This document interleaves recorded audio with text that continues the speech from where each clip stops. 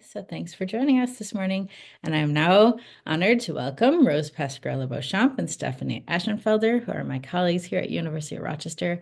And they are presenting Adirondack Climate Project, Storytelling, the Arts and Embodiment. Over to you. Hello, everyone. Thank you for coming bright and early. Is it early on a Sunday? Yeah. So we're going to introduce ourselves, and then in this hour, we're going to kind of explain the Adirondack Climate Project and what we've been doing. And then at the end, we're going to have we're going to do a little show and tell. You're going to listen to some stories. And then at the end, we're going to have you do a little bit of kind of interactive stuff. But feel free to take care of yourselves, like you were saying, Missy. If your cameras need to be off because you need to roll on the floor or like make yourself breakfast, that is totally fine. So I am Rose Pasquarello Beauchamp, and I teach dance at the University of Rochester. And I am collaborating on this project with And I'm Stephanie Ashenfelder, and I'm the Director of Digital Media Studies, and I also teach at the University of Rochester. And I am going to share my screen. First, you should see the good dog. That's Murph. And then I'm going to come to my PowerPoint and just hit play, and then you should see my first slide. So as Rose mentioned, we are having an hour together. We're going to explain the genesis and the evolution of our project to you, and then have a little bit of participation time at the end. Hopefully, we'll have time for questions. And of course, we'll put our names and contact information in the chat in case we want to further the conversation. Let's see if I remember how to go forward. There we go. So our project, Adirondack Climate Stories, is multifaceted. It connects climate change to storytelling, to community building, to art, to education. This presentation's going to try and explore how the power of community engagement and human-centered story collection and the artistic interpretation of community outreach and all of that starts to tell the story of climate change and also starts to make us all change makers. So I wanted to talk a little bit as we sort of settle in here about the conviction that inspires the project. So the conviction is that art and storytelling have the power to move the needle on climate change. We believe they have the power to foster connection, reflection, and transformation, and can promote hope and engagement as we work through all of our climate anxieties. We think that by sharing our stories and expressing ourselves creatively, we empower ourselves and others and inspire people to act. Across the globe, we all know that towns and cities are grappling with the increasingly common impacts of climate change, whether it's extreme weather or rising temperatures or fires. Art and storytelling can help us process these challenges and inspire solutions. They remind us that resilience is not a scientific or policy-based goal, but a human goal, one built through connection and understanding. Said another way, our climate crisis has a communication problem. It's art and storytelling that have the power to move the needle on climate change. Climate science has often relied on data-driven approaches, but facts and numbers, while they're important, they don't inspire personal motivation or the need for change. It's art and storytelling that's going to serve as a bridge between cold, hard facts of climate change and the emotions we need to feel in order to take some kind of action. Unlike numbers or facts, stories and art can trigger an emotional response, and then that can drive a permanent form of social change.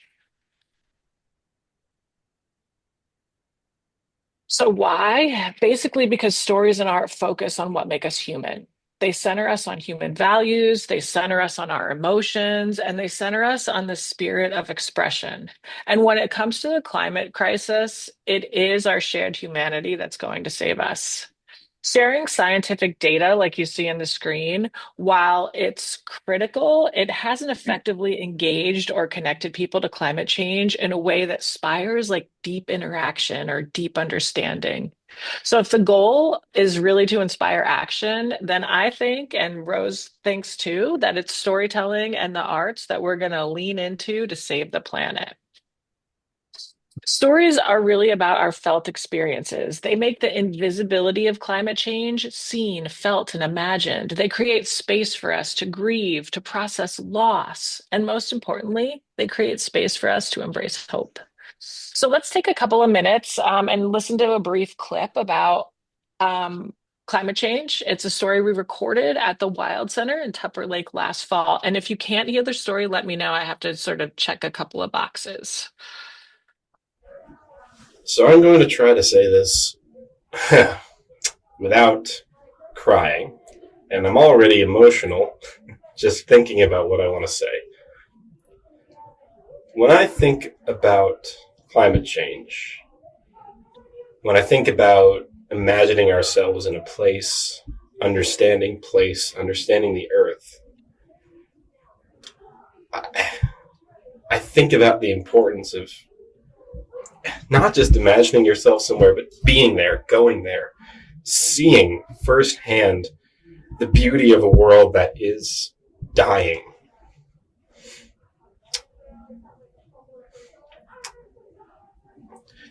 Sorry. I've been coming to the Adirondacks from my home in Otsego County since I was 4. I studied at Paul Smith's. I even helped with a lot of development in Lake Placid, different projects. I've hiked all over the place, done long canoe trips.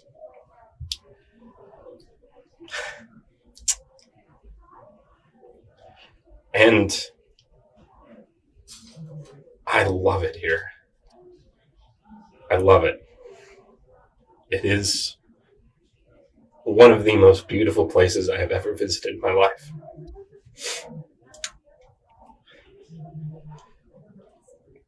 And I want the world to see it for generations to come.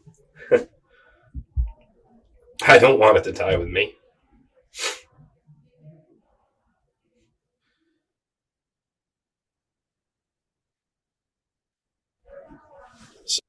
So, humans are inherently social.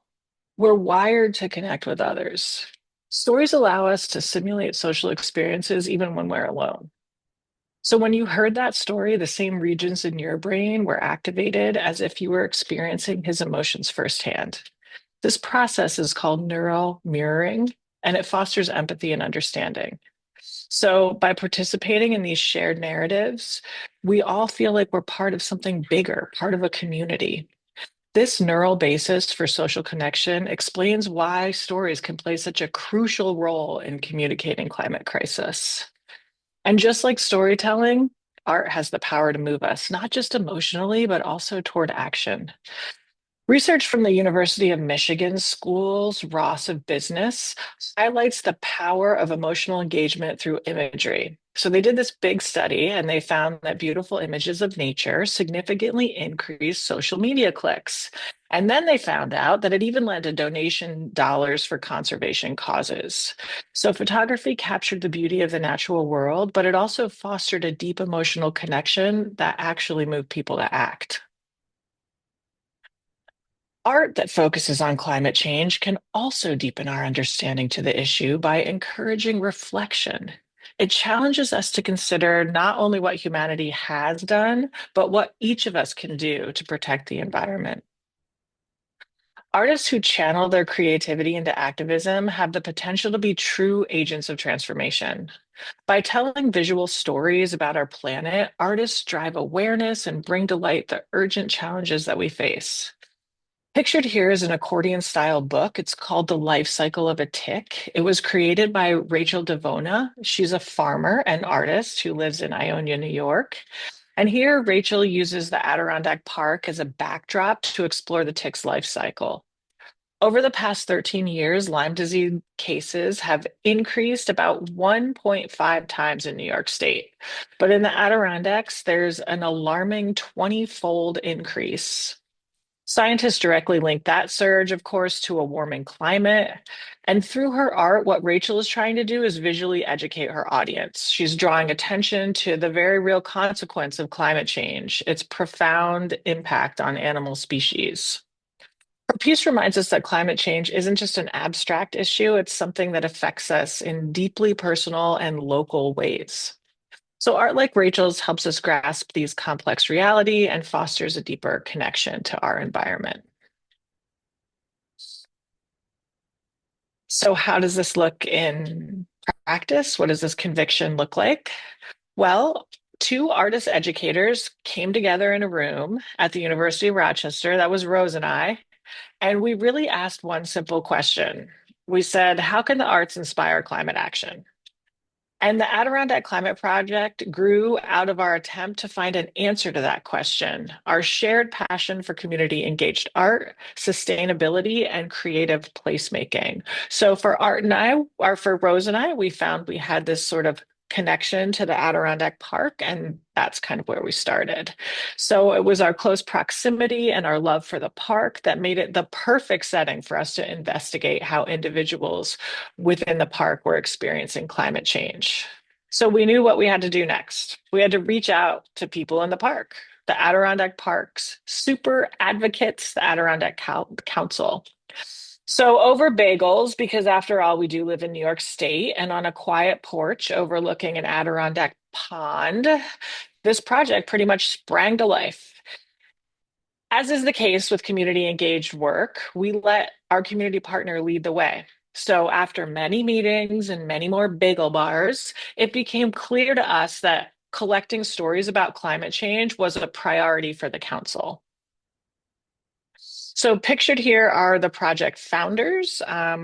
Rose and I already introduced ourselves, but also Jackie Bowen is our project partner. She's the director of conservation at the Adirondack Park.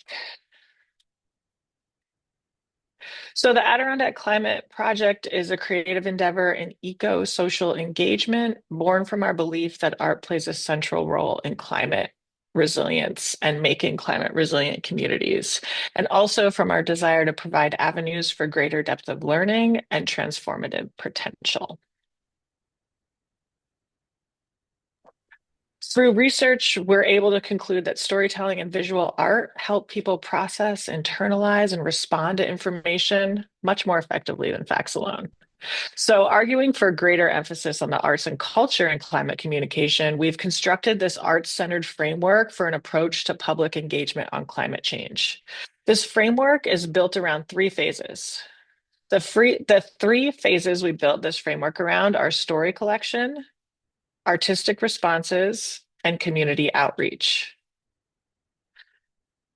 Embodiment is one of our priorities with this project, and it is to center the body in the park. So we've collect embodied stories from people in the park, in our classes, and we encourage embodied connection to the environment as part of the project. So Yeah, I think Rose is now when I pitch it to you, right? Yeah, okay, great. Yeah, and so just to clarify, as I'll move through what our collection phases are, or our phases are, including story collection. And like Stephanie said, we're really trying to center the body, right? So there are many ways we could collect stories, and sometimes we do just having people record things on their phones. But the idea is that we're also trying to connect bodies to the environment, right? We're trying to remind people that ecosomatics, or our body being part of and not separate from the environment, is part of the journey towards making change around climate change. And so we're trying to get people in the park, to get people into our collection booth, which you'll see in a minute, so that we can really center the body. Steph, do you want to move forward on the, great. So our process began with building a booth because we knew we wanted to center the body. We we decided that we would create a space for people to enter and have a little moment of privacy to be able to share their story or rant or idea. The design of the booth was inspired by our appreciation for the outdoors, and we drew inspiration primarily from two of our favorite outdoor structures, the outhouse and the ice shack. Ice shacks, also known as ice houses, or ice fishing shanties, have a rich history in the Adirondacks. They're compact and easily transportable structures. They're specifically designed to provide protection and shelter from the elements while ice fishing on frozen lakes and rivers. You can find them all around the park. We've seen them when we've brought our students up there during the winter season. And so our booth, which is pictured here with our students that helped us build it, is designed after that or around that. And so inside the booth, we have a list of prompts for people, because as we're collecting, people often are like, wait, I don't know what to say. You want a story? I don't know what to do, right? And so along with Jackie and the Adirondack Council, we kind of brainstormed, what do we want people to give us? And can we offer them questions to help spark their memories, imaginations, or ideas? The goal really for the Adirondack Council was really, what's the pulse of the community here? Like, what are people thinking about climate change, right? And so we collaborated with her to create those. And then, as you can see here, this is us pulling our booth, which maybe that was the one part that we didn't foresee, how often we were going to have to carry this booth around the Adirondacks. But you can see that we do. And if you move forward, Stephanie, yep, this is our booth at Ticonderoga Museum. And our goal for this phase is to really connect climate change to the personal narrative. You can keep moving as the booth travels. This is also at Fort Ticonderoga. We've talked to people there. We've talked to people at Six Nations Museum. You can see here we're at Lake George, where members of the Adirondack Council joined us. The next one is on a street corner outside Haas's convenience store.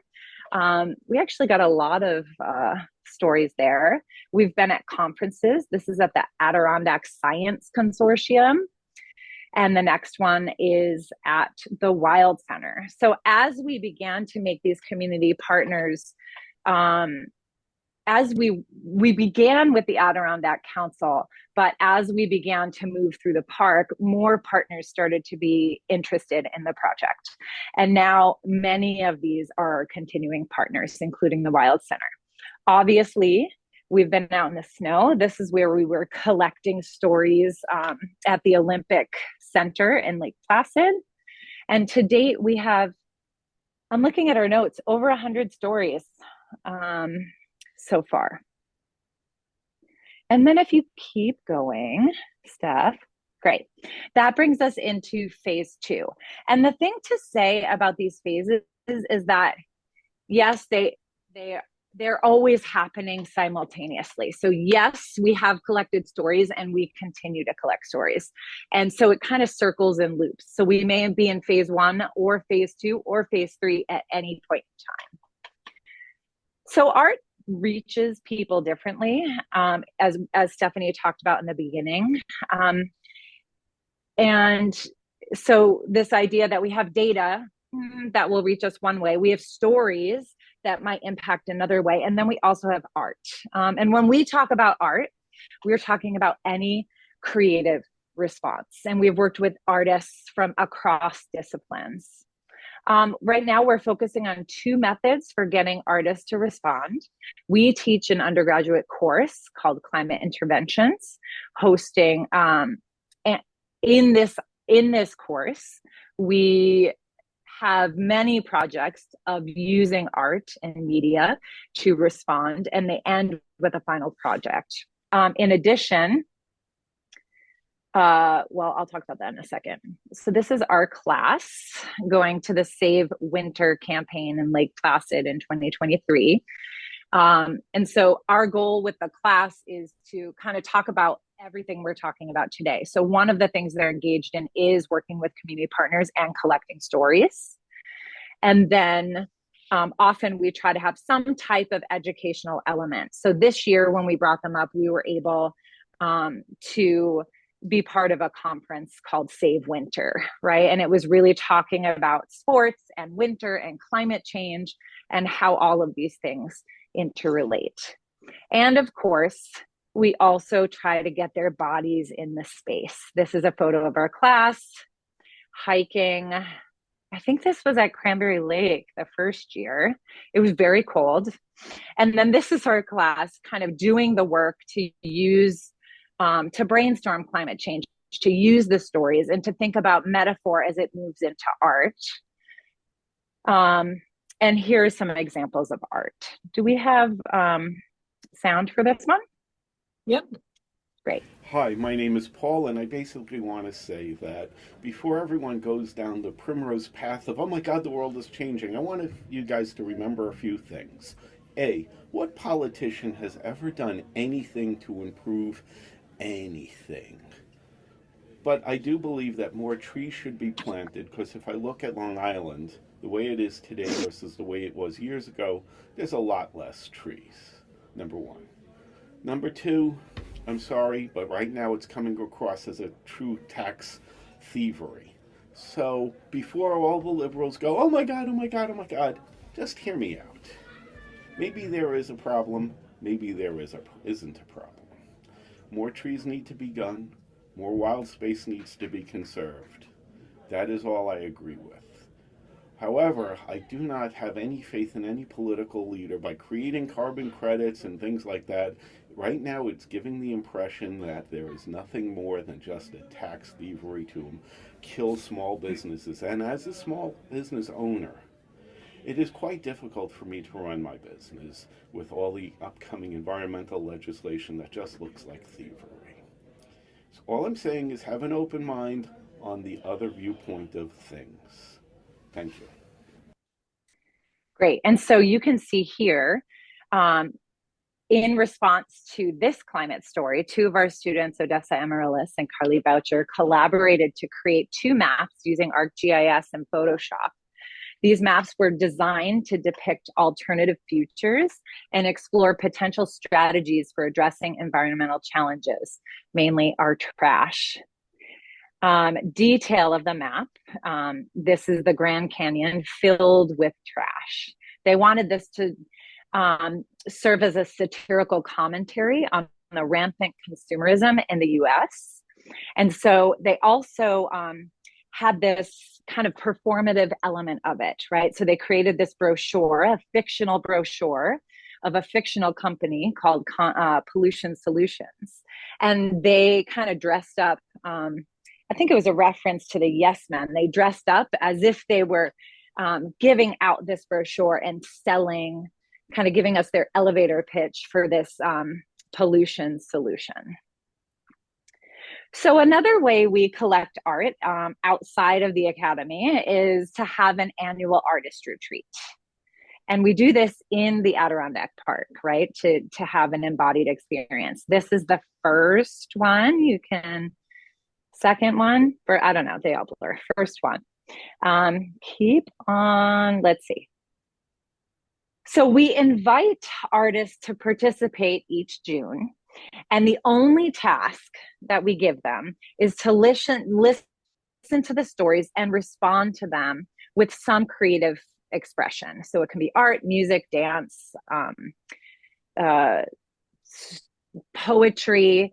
And really, we're asking them not to translate, right? Because these stories aren't their own, but we're asking them to listen and respond, leaving us something for an exhibition. We organize the retreat into 3 buckets. One is listening, one is making, and one is sharing. And we also, as you can see here in this lovely photo, have opportunities for embodied learning sprinkled throughout. So again, centering the body. Mostly the artists spend their days making. Here's an artist, Joan Epstein. Her work included writing letters back to the storytellers, a sort of call and response. And these were put into envelopes and compiled into a book. Okay, so this, shall we listen first to this, Stephanie? Sure. Great.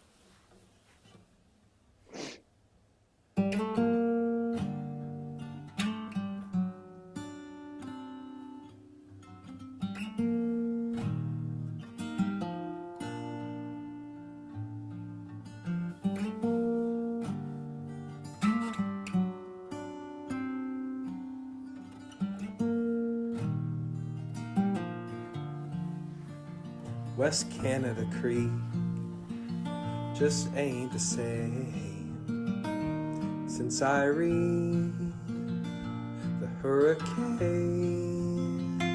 My father and me used to fish all day, and now it's not as deep.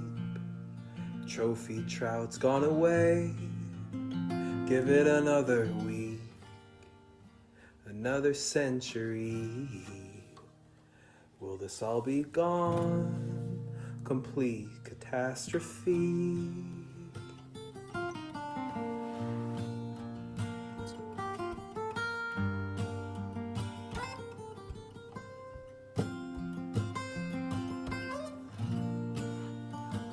The Halloween storm of 2019 washed out Marcy Field in Keene Valley, and my mother weeps torrential rain.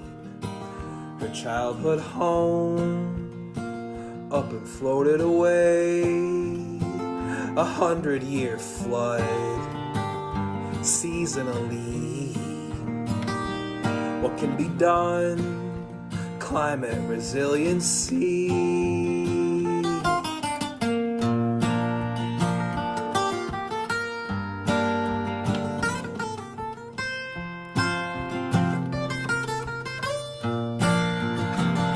Now autumn hangs longer every year, and then spring drops ever earlier.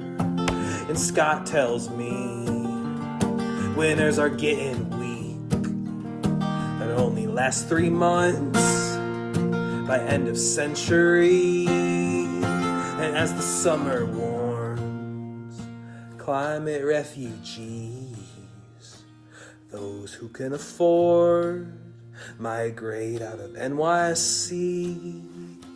Yeah, they're moving north to our lakes and streams. Our sable fork can't remain pristine.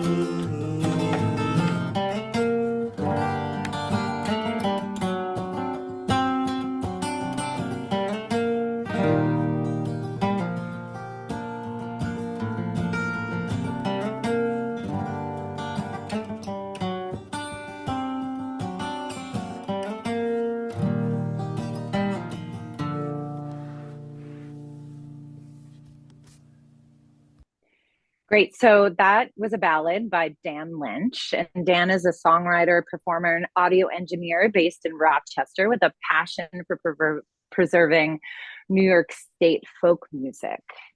During his time at the artist retreat, he listened to stories of local community members and wrote The Ballad of an Adirondacks, a song about the devastation caused by Hurricane Irene in the Adirondack Park. To inspire meaningful climate action, we need more than just passive awareness. We need deep, active engagement. And true engagement goes beyond simply absorbing information. It's a felt experience, which centers our body again. It taps into our emotions and fosters a connection that motivates us to act. The next thing we're going to look at is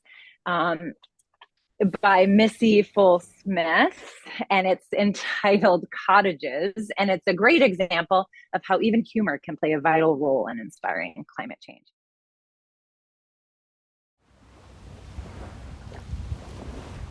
So the seasons are changing. And you'll hear from some friends of mine who live up here year round. They used to do ice boat racing on the lake, and the lake would completely freeze. Um, Bill's mother, back in the early 1920s and 30s, had stories of people, the lake would completely freeze, and if they wanted to move cottages across the lake, they would bring them across on the ice. That was the easiest way to relocate cottages. That now the lake freezes. It froze last winter, but very late and very briefly. I don't even know if it froze solid enough that you could dare to move a cottage across on it. It gets warmer earlier, so the seasons now are accelerating. So spring comes earlier, the water warms up sooner, the spring flowers are gone earlier. It's hard to say in terms of the foliage that last year we had a terrible moth invasion, and the mountain across the road was completely defoliated. Great. And so, although tongue in cheek, right, it addresses the serious business of climate change using humor to provoke thought and invite viewers into the conversation.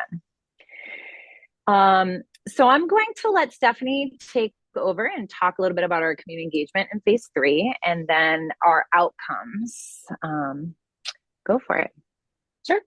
Okay, so we like to think of the project in phases because it helps us organize it in our brains, basically. So phase 3 is our community engagement phase. And like Rose said, like sometimes all the phases are happening at once. Sometimes we're doing phase 3 while we're doing 1, and sometimes we're only doing phase 3. This is how we share the project with community members. All the work we produce at the retreat and some of the work from our course has been hosted in a variety of exhibitions. The exhibitions that we host are called Adirondack Outcomes, Artists Engaging with Climate Stories. Sorry about that.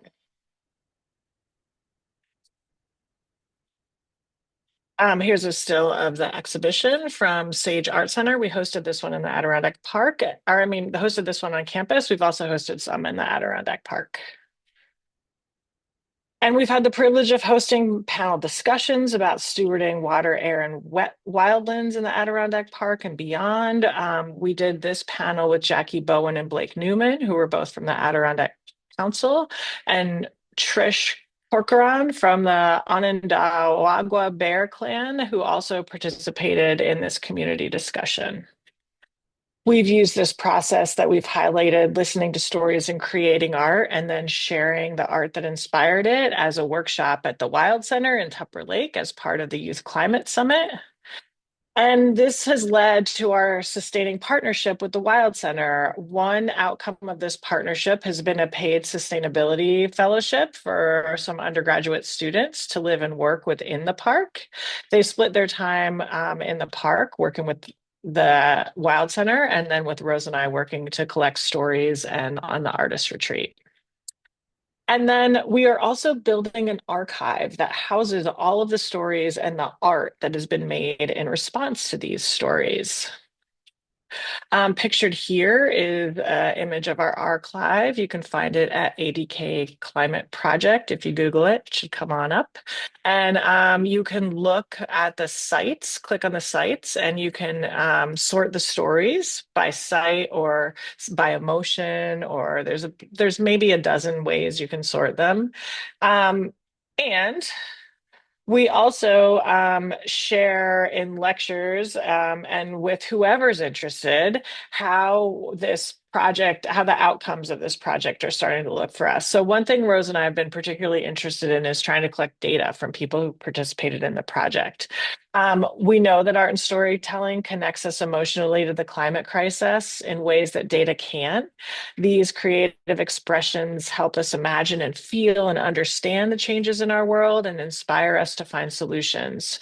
So we take these principles wherever we go into the classroom, and when we ask our students in our classroom, how has this conviction played out for you? We might ask them a question like, do you believe that art can be an effective tool for inspiring hope and action? And so far, 100% of our students believe that definitely art can inspire change.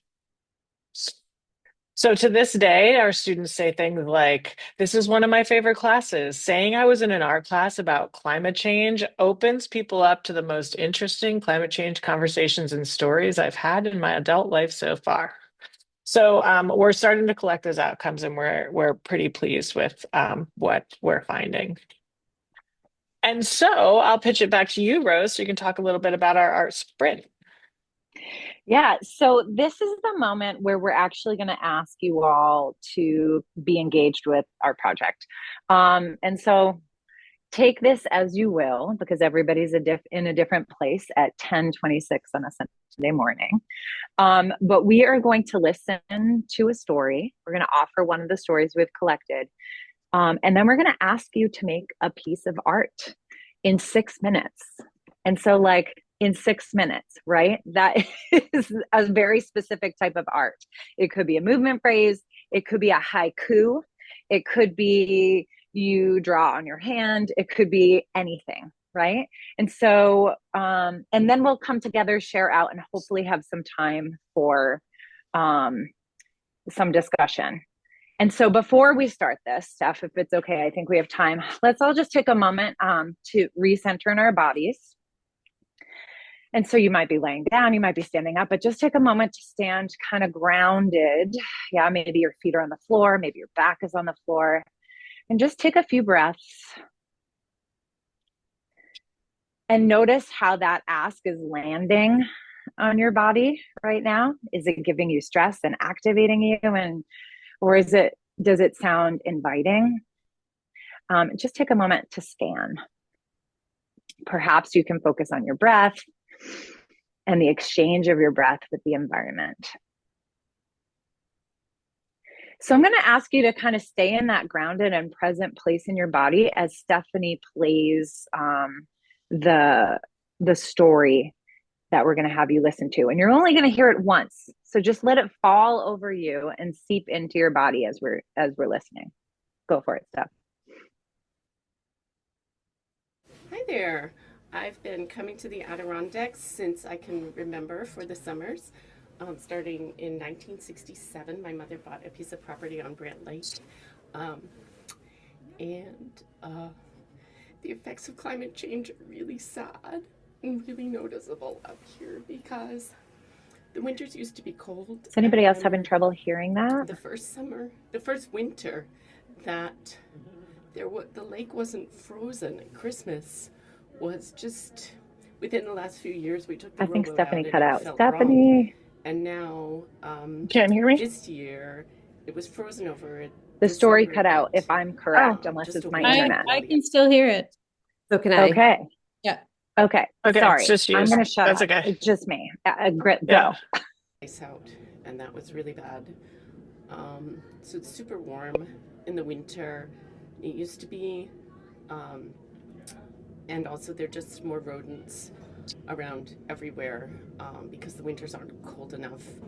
So we never had mice in the house or around the house or anything until 5 years ago. And the summers are just too hot. So it's really hot. It's really hot, like normal summer day. Like we've actually thought, do we need to get air conditioning in the Adirondacks? Which is just wrong. Feels wrong. And it used to be going swimming on Memorial Day or Labor Day was super, super cold. And now it's feasible. And I went swimming this year in late September with no wetsuit. And that's just crazy. People are building these big houses with air conditioning, and it just feels all wrong. I'm not quite sure what else I can say. Well, it's very obvious, and like all the woolly algids and things coming through and killing the trees is really crazy. And I think the birds have changed too. There used to be a lot more red-breasted nuthatches than white-breasted nuthatches. I'm not sure if that's a climate thing or not. Just lots of change, and it just doesn't feel right. If you've been coming here a long time, it just doesn't feel right. Okay, that's the end of our story, Rose. Great. I'm sorry, I have no idea what happened on my end. So we are going to ask you, it's 10:30 and we want to leave some time for questions and share out. Perhaps you have 5 minutes to respond to that. So I'm going to turn my camera off, and you can keep your cameras off, and we'll come back at 10:36. Yes? Sounds good to me. Great. Go for it. Yeah. Okay, just because we're on a tight time schedule, I'm going to kind of move us forward. Does anybody have anything they want to share? You don't have to. I didn't hear the story, so I have nothing to share. I'll share my picture. Mariah, go for it. Hang on, I'm on my phone, which is always harder. Am I on? You are. Your video is on. All right. Can I flip it? Mm-hmm. Well, I'm going to turn the phone around. That I can't see. Nope. Ooh, almost put it to the side. Wait, I'll do it this way. This is better. Yeah. There we go. There's my picture. Amazing. In 6 minutes, right? So next time we have an artist retreat, it's for 3 days, right? Who else wants to share? Anne. I don't know if this is going to come through at all, but I'm going to, can you see my phone if I do this? Yes. Okay, hang on. Okay. So it's in silence unless Rose is speaking. Can you see that? Yes, we can't hear anything. I can see. There's no sound. So I don't know if you can see. Is it an ice cube? I have an ice cube in my hand, and I just filmed it the harder I gripped it because I could feel that woman crying in her shirt. And so it basically goes like this. Beautiful. I gripped my hand stuck so hard to this ice, and I couldn't do anything about it. Like I was stuck too.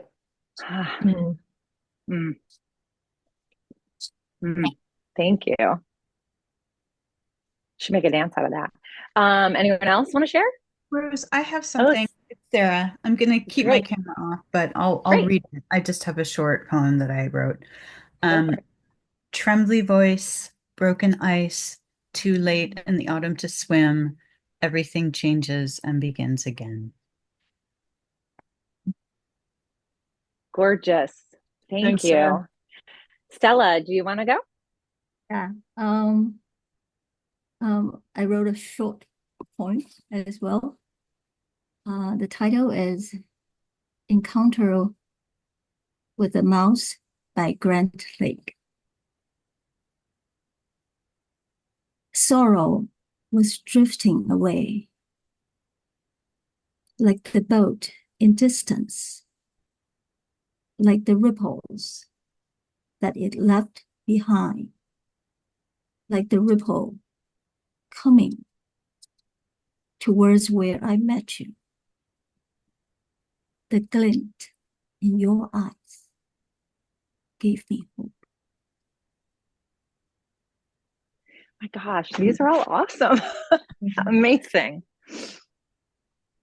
Great. I think we have time for let's see. We have, does anyone else have one? Andrea and then Rip. I haven't written a haiku since I was in high school, so forgive me. It's so fun. It's okay. Trying to stretch a little bit, but I feel inspired now by Sarah and Stella's writing. But anyway, I don't even know if you give titles to haikus, but this is Strangers at a Funeral. The birds have changed and the rodents have arrived and the winter has died. And this is another one, it's part of it. Expedited change, invasive summer AC melted my coffin. Change so inclusive, the internal and external. No more time left here. All right, and Rip. I just did like a little cutout thing because I realized that my table kind of looks like snow. This is gonna be weird to hold, so let me know if you can't see Okay. anything. But I did like a little cutout of a bird thing on a. Huh. Oh, yeah, nice. Great. Anyone else needing to share, or can we move on? I made a little dance, but you can move on. I'm going to make it into a real dance, so you'll see it another day. Okay. Okay. Cool. And so I know for me, even just, Stephanie, I've been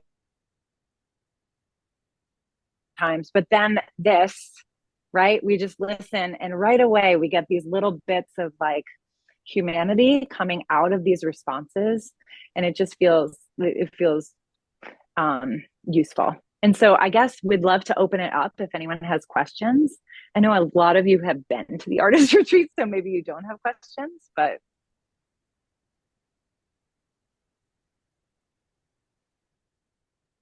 I don't have a question, but even though I've followed the work since you've been getting started, the way you're able to now share it so richly is really moving, honestly. And I think for people, I mean, I don't know if there's anyone here who is hearing it for the first time. Maybe Sarah, maybe Kat, I don't know. But I feel like it's really important work, and it's also a model, like other people can do this in their communities, like, right? And also I just want to say that our dance program, which Rose is part of and is part of, et cetera,